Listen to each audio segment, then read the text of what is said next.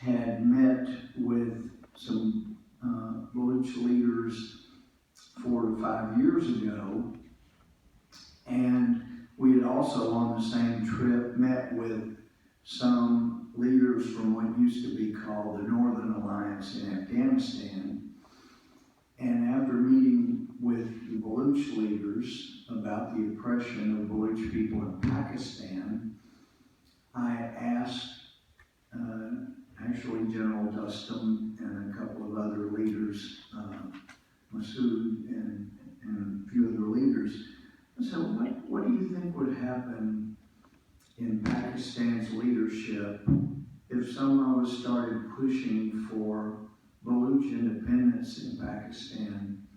And these leaders, of course Dustin is now vice president in Afghanistan, but they all looked at each other and then they said, that would change everything.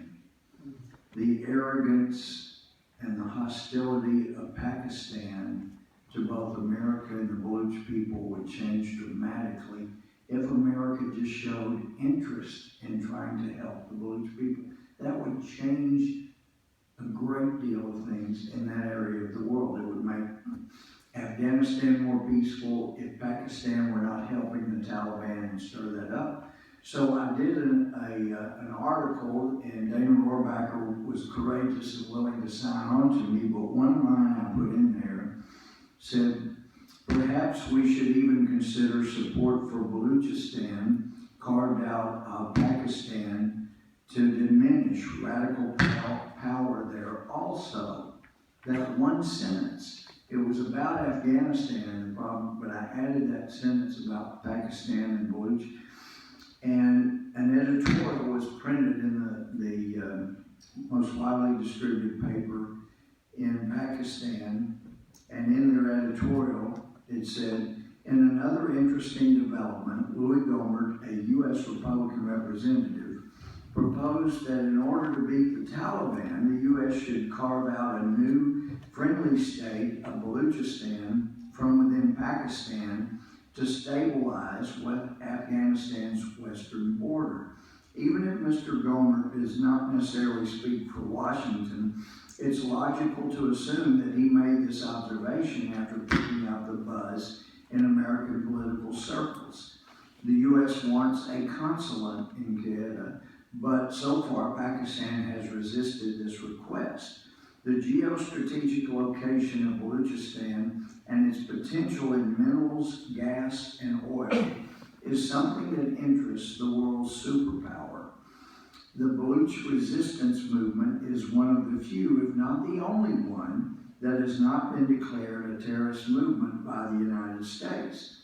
The U.S.'s soft attitude towards this resistance movement does not necessarily mean that they are enamored of the complaints and aspiration of the Baloch, but that the Americans have their own vested interest there.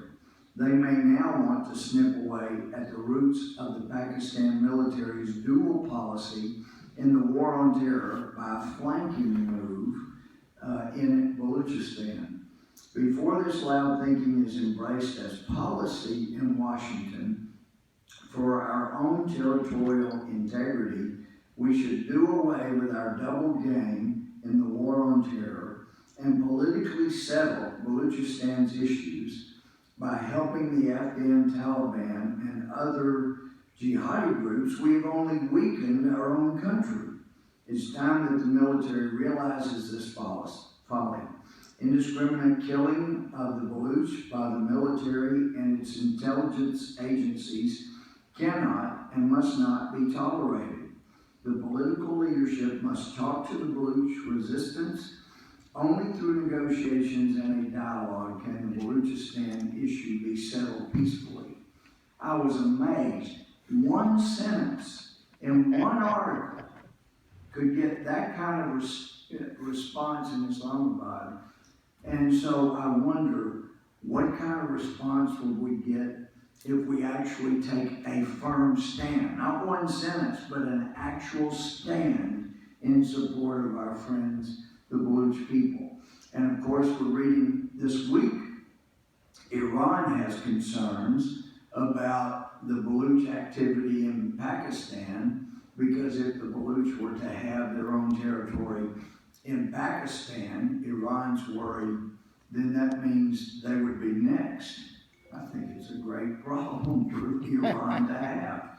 So anyway, this is something that would help the United States immeasurably if we simply help people who are being oppressed, being terrorized, being driven from their homes, having their own territory as a place where they are terrorized. It's time for that to stop. So I'm glad to have our friends here to accentuate the problem, and I'm delighted to be here with my friend Mr. Bloody. And so thank you. I will turn things over to you for your comments. Sir, could you please name the paper that you read the editorial from? I'm sorry? Could you please name the paper that you read the editorial from? I can get my staff and have that for you. I read directly from the paper, but I had taken the quote. But as I understand it, it was the main paper there. English. In English, yeah. That must be my paper. Yeah. Is that right? Excellent. It's Don. Thank you. Louie, I'll have to check back, but if that were your paper, then we're delighted that your paper is so sensitive to what is being said and done around the world, and thank you for being here today. Thank you very much, Congressman. I think we all appreciate what you are doing and trying to highlight the situation both in Iran and Pakistan.